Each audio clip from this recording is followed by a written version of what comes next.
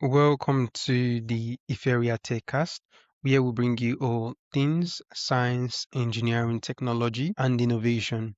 I'm your host, Ezekiel Iferia, and today we are joined by James Lang, a former MedTech COO who scaled a startup to over $20 million in revenue and is now pioneering a more sustainable, human-centered approach to AI.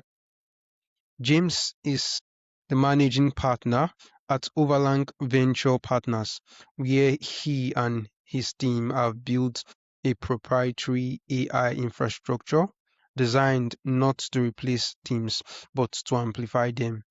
His journey from building a global team of 60 from scratch to focusing on what he calls sustainable AI is a masterclass in engineering both human capital and intelligent systems for growth. In this episode, we'll dissect how to integrate AI without destroying culture, build teams that last, and avoid the pitfalls that doom most tech-driven ventures. So, James, it's a pleasure to welcome you to the Iferia TechCast. Thank you for joining us. Yeah, thank you very much for that introduction. I hope I can live up to it. Sure sounded good. All right, let's get things started, James.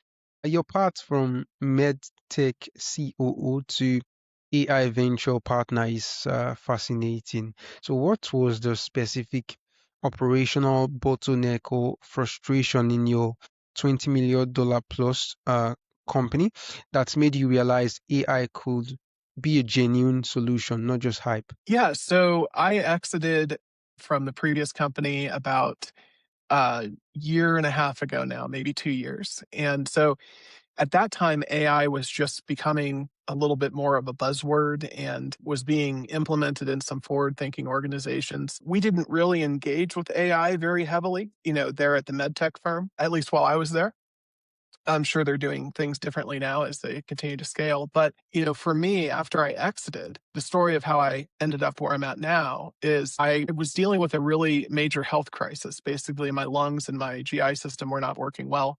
And so I moved to Denver, which happens to have National Jewish Hospital, which is one of the top respiratory research hospitals in the country. So for a period after I exited, I was really focused on my health and figuring this thing out and understanding how to manage it. So during that period, though, I reconnected with a friend of mine. I grew up in Virginia Beach, and one of the guys I made Eagle Scout with back in high school, his name's Jeff. He actually happened to live out here too. And so here in Denver, we got together and we were just kind of spitballing, like, catching up like old friends do on like all the journeys and adventures we've been on. And, we're 35, but both of us have been through some pretty crazy corporate stories and startup stories and, you know, unconventional paths to success, I would say. And the great thing about that is, between the two of us, there's a deep understanding of operational marketing, AI, and big data. Jeff, at his day job, he manages petabytes of data for the insurance industry and implements AI solutions that allow claims to be processed and for these companies to save a ton of money. So we were just kind of spitballing on ideas and trying to figure out, like, well, with my health the way it is, getting a traditional 9 to 5 job might not be the best route. And, thankfully, we're both in a position where we're not trying to figure out how to pay for lunch tomorrow. So, if we wanted to build something the right way, what are we going to do? And so that's how OverLang Venture Partners became something. It grew out of that conversation. And one of the first things we tried was we started to build out a sales funnel or a quiz funnel that, still asks those 3 to 5 questions that people see all the time with a quiz funnel that leads them to a product purchase. But we wanted to figure out how to get information around the questions. So we thought AI was a really cool strategy to do that. Using agentic AI allow people to ask questions about the questions, things they maybe, we didn't cover in those questions, without making the quiz so long that nobody completes it. So we worked on that. And what we realized is, after building out that solution, the reason more people aren't doing this is because it's so expensive on the back end in terms of compute. But like, to run the tests through, or the data through the tests, just to get it off the ground and play around with the beta, it cost us over $800 in compute. So that just wasn't sustainable. If we scaled that, if we had a really active, engaged audience using it, it wouldn't be something that would be affordable without really charging a lot or going only after high ticket items. So then we shifted focus to like, how do we solve this problem, right? That's always the entrepreneur's dilemma, whether you're in the C-suite or you're in the world of freelancing or entrepreneurship, all you're doing all day long is solving problems. And so that problem, we did solve it, but we solved it because we couldn't find things off the shelf to pull together that worked well.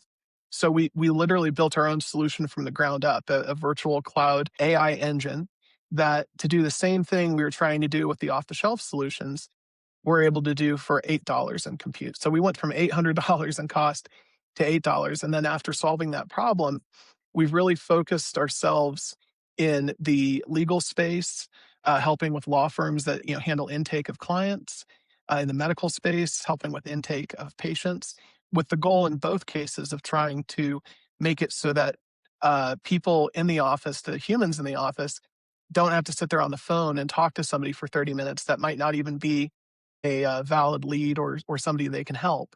So let's save them that time. Let's make that process more efficient. And then on the other side, we also have some really cool integrated solutions because we have this AI sandbox. And I want to make it clear that for us, AI is just one tool in the toolbox. We still offer operational consulting, compliance. We look at every aspect of the business for the businesses we work with. And so, the 3PL dashboard's pretty cool though. We actually built a system that helps these logistics companies have a customer facing dashboard, a leadership facing dashboard, and a frontline customer service facing dashboard.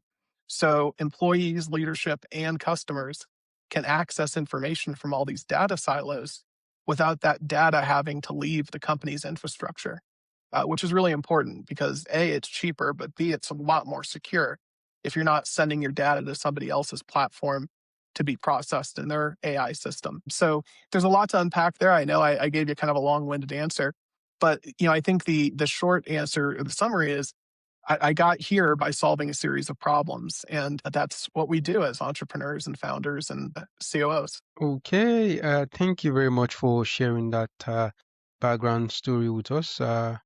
It's really helped in getting an overview of all you've done so far. So, James, building a team of 60 from the ground up is a massive feat of human engineering. So, what was your core principle or first system you put in place to scale the culture along with the Yeah, so people are very focused on like how many employees do you have or how many team members do you have, and they kind of segment companies based on that. In my experience, you can segment or you can look at companies and break them down by headcount, or you can break them down by the efficiency of their team and how much they're getting done. So either you look at the headcount or you look at the revenue, and hopefully you look at both, and the profitability to get a whole picture of the company. But in terms of growing the team, so I joined the medtech firm about a year after they were founded. So I wasn't a co-founder, but I joined. I was probably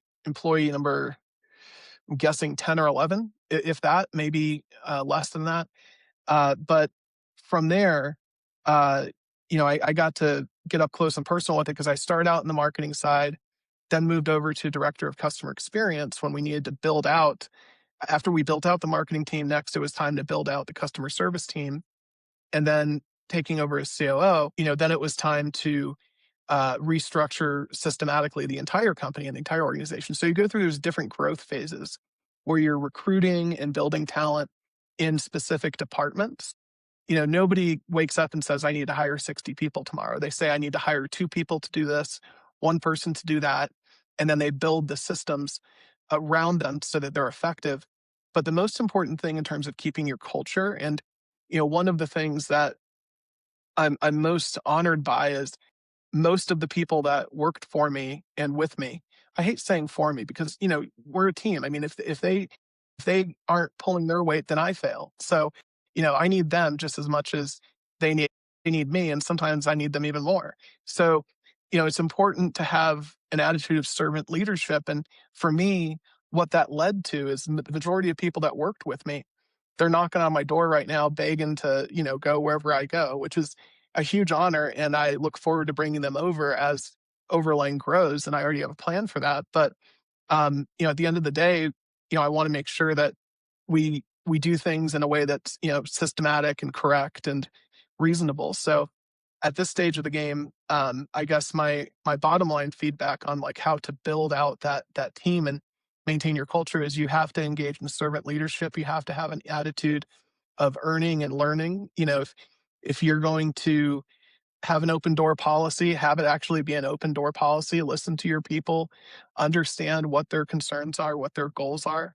And if you can provide that environment where they feel safe to share like where they want to go, you can not only create systems where you put people in leadership roles that share your values and also take amazing care of their teams, but you can help them see a future with the company that goes far beyond their current role, which gives them more of a sense of purpose and helps the organization thrive as well. So I hope that's not too much of an answer, but there you go. All right, that's a great response, James. So, right now you talk about sustainable AI and avoiding consultants who aren't very helpful. What are the hallmarks of unsustainable approach, and how does your proprietary infrastructure at Overlang do it differently? Yeah, so I touched on how we went from consuming $800 in compute to run a test to $8. Actually, it's closer to $4 now. But um, what I think is happening out there, and I don't think enough people are talking about this, is there's this huge amount of investment in AI, and there should be.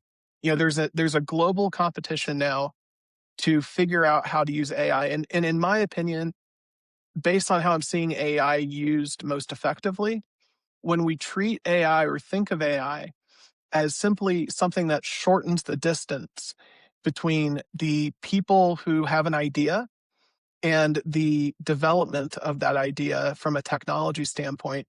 It used to be that you needed to go to school and learn how to code all these different languages to even have a shot at building a successful app or a successful website. Now you can do it through prompts. And so what the AI is doing is it's translating our conversational human language into a coding language that delivers what we're looking to create in the world. So I think the healthiest organizations understand that this is something that shortens the gap between idea and at least first draft. You still need a development team. You still need other resources to get it done correctly. The problem is right now is the signal versus the noise. So there's a lot of noise right now, especially on LinkedIn. Every butthole consultant out there is claiming to be an expert in AI. Well, last week they were experts in real estate, and before that they were experts in blockchain. They're not real experts, but they present themselves as that because they found some AI quote unquote off the shelf product that they want to sell to businesses. And every business owner I talk to has a horror story of an AI consultant, quote unquote, coming in and saying, oh, yeah, our system, this off the shelf solution can do everything for you. And then the rollout is bad. And what happens is you piss off your customers, but you also piss off your high performers in the company because they already have anxiety. They're already being told every day that AI is taking jobs. And if they see you roll out AI in a way that doesn't include them, that doesn't serve the company, what you end up with is a real mess, and people start looking for jobs elsewhere. And you really don't want to lose those people. So, our approach and the tenets of our approach is we start with people and process. So help us understand your culture, help us understand how you got to where you are as a company. And then the next step is let's talk about your two or three biggest frustrations, as a business owner. What's Hmm. slowing you down? What's really causing you headaches? And then we work backwards from there. We build solutions around those problems. So there's definitely a place for AI in modern business, but it doesn't belong everywhere. And anyone that tells you it can do everything is not an expert, and they're just a salesperson trying to sell you some piece of software and that's probably overpriced. And then the other piece that people are just not talking about that we need to have this conversation in our society, at least among business owners, is the cost of running all these AI systems. People play with ChatGPT, people play with Gemini, all these different systems. But the problem is when they actually look at what it costs behind the scenes to do those things, it's staggeringly expensive to run those systems. And so what that means is if you buy an off the shelf solution, let's say that you use somebody else's software or technology to do something in your business, it's very possible you're going to wake up one day and find that that startup that you did business with or that AI off the shelf solution, all your data is gone or locked away because they couldn't afford their AWS bill because their compute costs are so expensive. So, you have to ask yourself, what is the longevity? Do these companies have enough funding to offer me this amazing price for these AI solutions while at the same time consuming huge amounts of energy and compute? And that's the problem that's what really stopped us in our tracks was we had to figure out how to solve that problem first and make it sustainable economically. Because the worst thing is if you roll out a solution and then you can't afford to use it because the compute costs are too high. So we really take a holistic approach in helping our partners.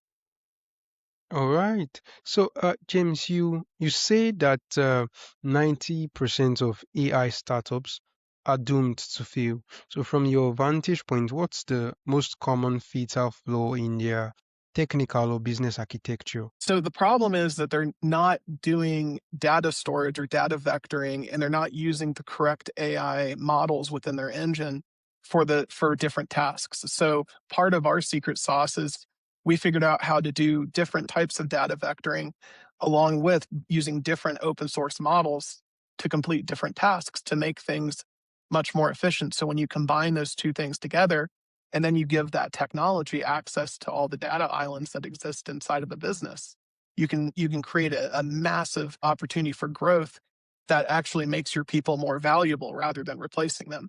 So you're more likely to hire more people because they're so valuable, they are able to do so much more in partnership with AI behind the scenes. The problem is that a lot of these companies, they've been so focused on top line revenue. They have the Facebook mindset of like, or Amazon in the early days. Facebook wasn't the smartest play. Amazon was a very smart play to say, hey, we're not worried about profit. We're just worried about revenue. And so what you had was both companies succeeded, but they had to burn through immense amounts of capital to get there. So how much capital is in the markets?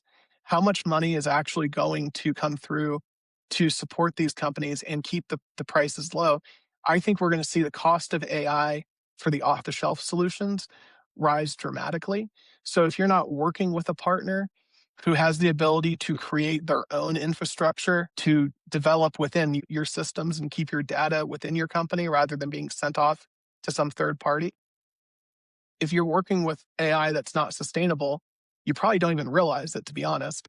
And it's probably going to come as a shock when either your bill goes up dramatically or you lose access to that data because they went out of business.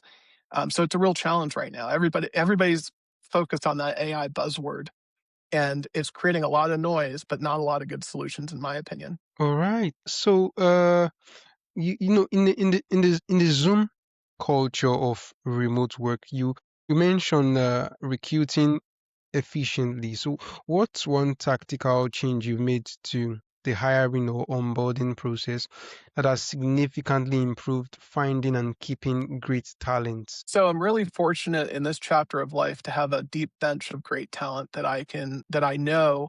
Number one, they share my values. Number two, they do what they say and they say what they'll do and they do what they say. And number three, they're actually really badass experts in their space. They know what they're doing. So um, I've been fortunate. But going back to my previous venture, in the medtech space, I didn't have a deep bench of people with experience in that space. And as I was building out these teams, I helped our CMO build out the marketing team.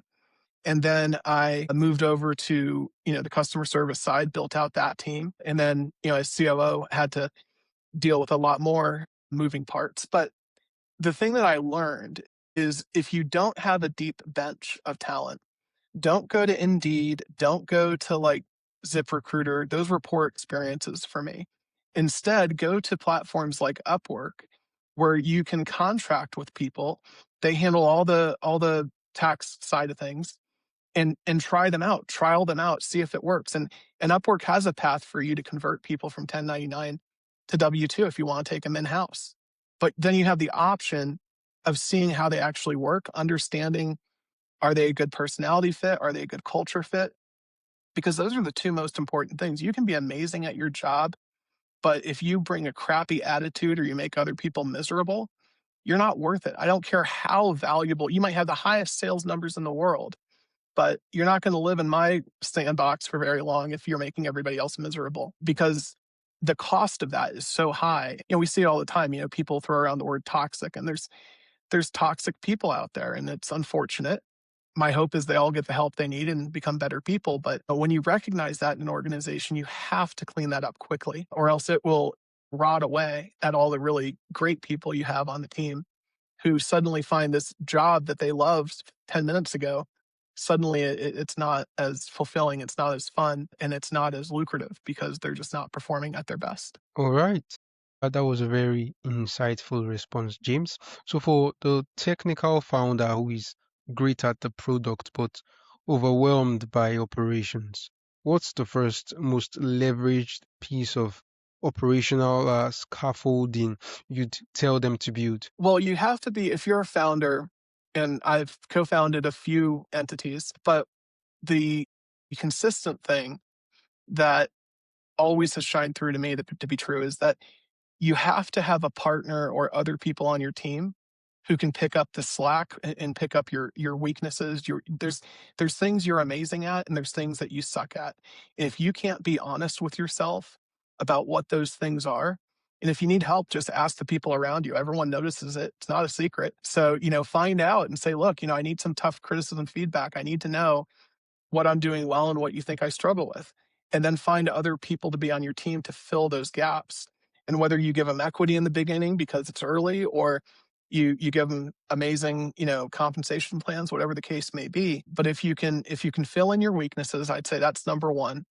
Number two is when you hire and bring people in, make sure you're giving them skin in the game. Make sure you're giving them upside. Like, one of the things that we do at Overlang is, for the people who refer business to us, like if you connect me with a company that needs our help, we give a 15% referral commission in perpetuity. That means for as long as that client's with us, you're getting a check from us every month. And that's important to us for two reasons. One, we want to reward the people who generate and actually, build the business with us. But two, we want everyone to be aligned around the idea that we're building long-term relationships. So if I'm offering you a referral commission in perpetuity, your goal is to find clients or make recommendations for people that are, yes, they're going to spend money, but they're going to be with us for a long time.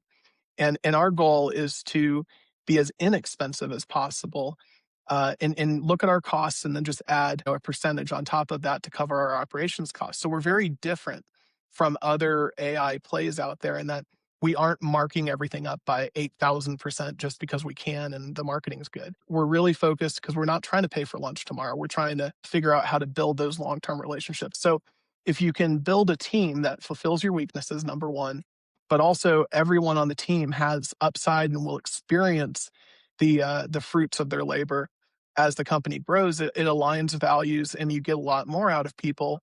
And people make smarter decisions that are more likely to be in the interest of the organization versus themselves, which everyone in the world at some point in life is going to screw you. That's just how it works. You can have the best friends in the world, but eventually they're going to make a decision that's better for themselves, because everyone is a little bit selfish. And that's what makes our system work. You need that. But, and it's not their fault. They're not bad people for doing it, but there's going to come a point where people have to make a decision of, do I do what's better for me or better for the company? And if you give people upside in your company, it's pretty clear it's to their benefit to do right by the company, because they're going to participate in that success.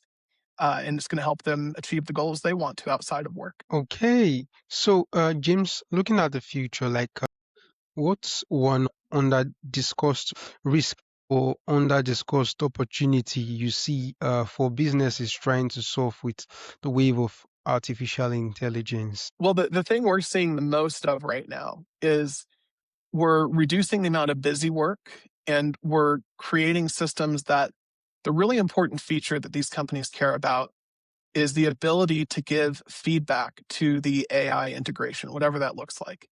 And so we built out a custom panel where you can go in and you can leave feedback on the responses that some of the AI gives, like, hey, if it's a customer service rep, for example, hey, I didn't like this response when I was testing it. Maybe it's hallucinating based on the data that you've provided and the knowledge base. And it's kind of trying to fill in the gaps so that it achieves the goal of being helpful. So, you have to have an automated, easy to access feedback system for AI to work well. Because when it first starts out, it's like a 2-year-old. It doesn't know anything. And then you have to constantly train it and teach it and get it up to speed. And that's a lot of what we spend our time on, is making sure that, we get the system up to a level of competency to where it's providing immense value. So from that perspective, that piece is missing in a lot of systems. A lot of systems you have to like call somebody or talk to somebody and say, hey, the solution you built for me, it's not quite doing what I want it to do.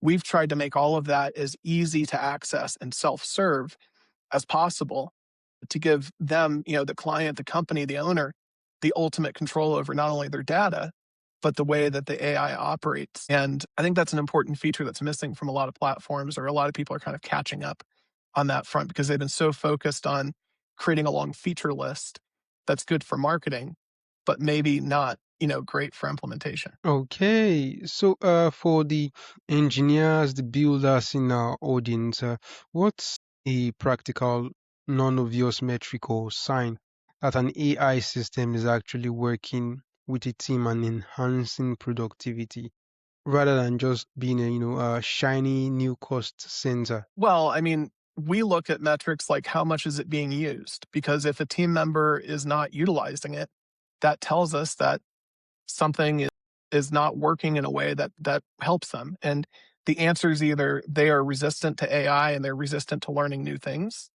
in which case that's a totally different conversation. What we hope the answer is we screwed up somewhere and we need to make this better and easier for them to use.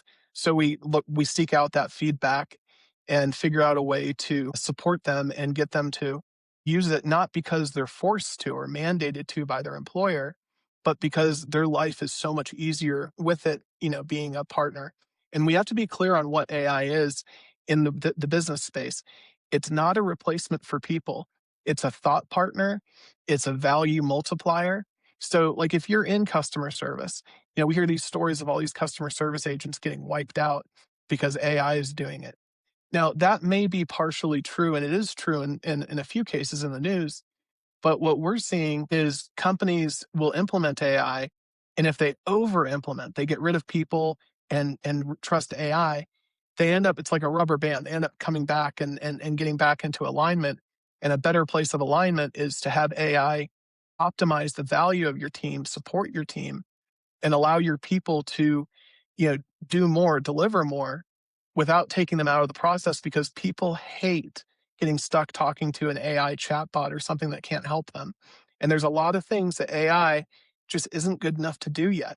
We still don't fully understand how AI thinks in some cases. And there's a lot of really interesting interviews you can find with the team behind Claude, and how they approach development and what they see in the hallucinations. Someone asked me once, does AI lie to us? And I don't think it does. I think what it does is it tries to be kind of like an ass kissing employee, right? It's going to try to tell you what you want to hear. It's going to try to please you. And then if it doesn't quite know the answer, just like that annoying guy in the office who's a total brown noser, who's trying to kiss up to the boss, they're not going to say, I don't know the answer. They're going to say, well, the answer is this. And it'll sound halfway decent, but it's Yeah. not necessarily true. And they're trying to give themselves cover to go figure it out later. So we have to think about AI as being something created in the image of the people who built it and are building it. And that's people. They're designing it to think and act like people. In the case of a lot of these AI programs, the reason we get these answers that aren't quite right sometimes is they're operating off of too much data that isn't focused on the mission that they're trying to accomplish, which again is an argument to go towards the solution that we've built, which is a walled off closed garden of knowledge where it only accesses the information that the company gives it access to, and has a lot of control over the feedback side of things to get the most out of it. Okay, so James, tell us in your work from scaling human teams to scaling intelligent systems, what does true innovation mean to you? I think innovation removes friction. And if you innovate and create something that people aren't going to use or do not find useful, you haven't really innovated very much. So you have to start with the solution. The reason, like at Overlang, for example, we're focused on innovating in a way that serves the market. And one of the ways we do that is we are not building systems just because we think the systems are cool. We are talking to our partners, we're figuring out what are their pain points, and then we're solving them with a blend of technology, compliance mitigation, operational excellence, in maintaining, most importantly, maintaining their culture. There's a reason that that business owner and that team have been able to achieve what they've achieved. And if you try to ignore that, you're not innovating, you're replacing, and that's just not healthy. It's not a healthy approach to implementing technology, and it's certainly not sustainable in terms of your people or your server bills. It's just going to get way too expensive trying to have AI do everything. AI is this magic thing that'll do shoot unicorns out and rainbows and make the world a better place. That's just not the case. AI is just another tool, another technology, and I just think we have to be careful about how we approach this technology, because it's easy to get excited. It's easy to buy into the idea that all this innovation is good. And all the innovation to me is interesting, but not all of it's good for a business that wants to grow healthier. All right, that's a very, very interesting response, James.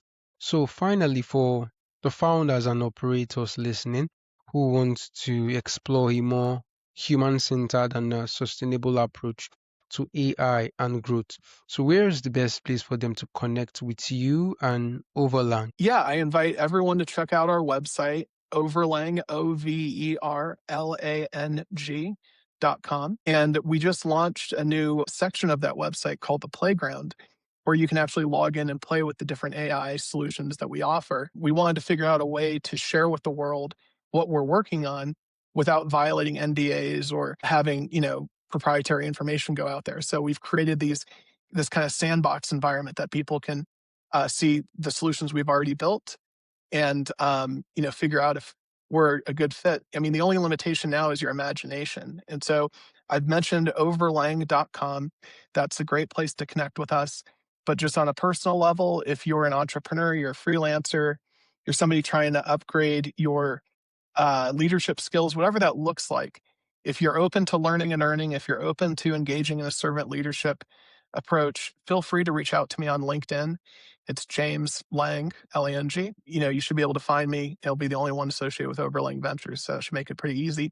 And I respond to every message, maybe not right away, but I do try to give back as much as I can, because I think we have to do more once we've achieved things in life, where in whatever medium we're achieving them.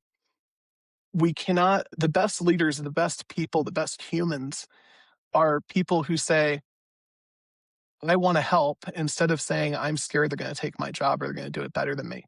I love seeing other people succeed. And that's one of the reasons that the core team at overlang.com has, we've all known each other for over 10 plus years. We value long term relationships and trust, and doing this in an ethical, sustainable way. So I hope to connect with a lot of people. All right, James, it's been a very, very insightful and interesting conversation with you. And I am very excited to have you on the show today. Thank you so much. It's been a pleasure.